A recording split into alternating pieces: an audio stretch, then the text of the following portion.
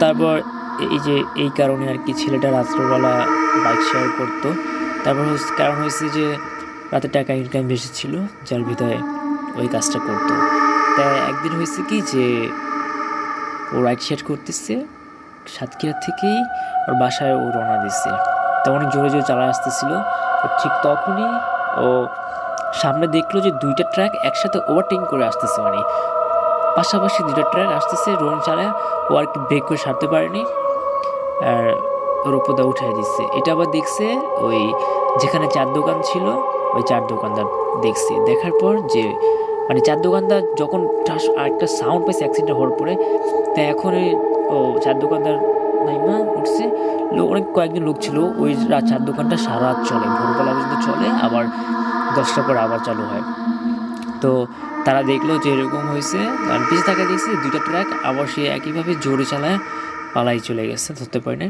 তো তারা দৌড়ায় ওই কাছে গেছে, আশাফুল সামনে গেল, যা দেখে যে সে সেখানেই মারা গেছে, মানে স্পট ডেথ হয়ে গেছে।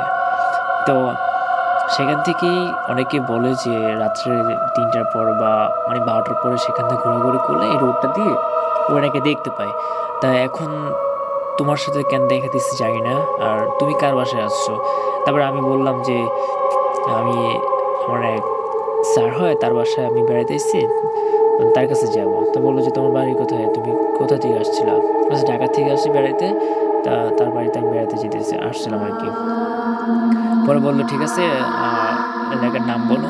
তাও আমি এলাকার নামটা আপনাদের সাথে শেয়ার করতেছি না কোনো একটা কারণে। আর এলাকাটা তারপরে তাদেরকে বলি, তারা আমাকে সেখানে দিয়ে আসে। আমার হাতে ওরকম চোট লাগে নাই, কিন্তু একটু হাত পা শরীর হাত পা ব্যথা ছিল প্রায় 3-4 দিনের মতন। তারপরে ওই স্যার আমাকে হুজুর দেখা ঝাড়ফুঁক করানোর পর আলহামদুলিল্লাহ এখন ঠিক আছে, আমার আর কোনো সমস্যা হয়নি। আর ওর পর থেকে আমি কখনোই রাতে জার্নি করি না। আমার অনেক শখ ছিল, ইচ্ছে ছিল, অনেক ভালো লাগতো আমার রাতে জার্নি করা।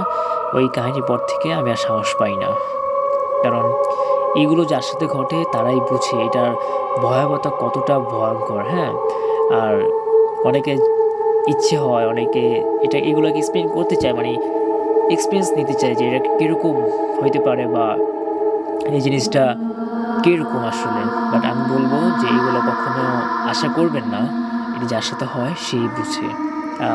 আমি কতটুকু গুছিয়ে বলতে পারছি জানি না, তবে আপনাদের যদি আমার গল্পটা ভালো লাগে অবশ্যই একটা লাইক শেয়ার কমেন্ট করবেন, আর আমার চ্যানেলে নতুন হয়ে থাকলে একটা সাবস্ক্রাইব করে দেবেন। ধন্যবাদ। আসসালামু আলাইকুম।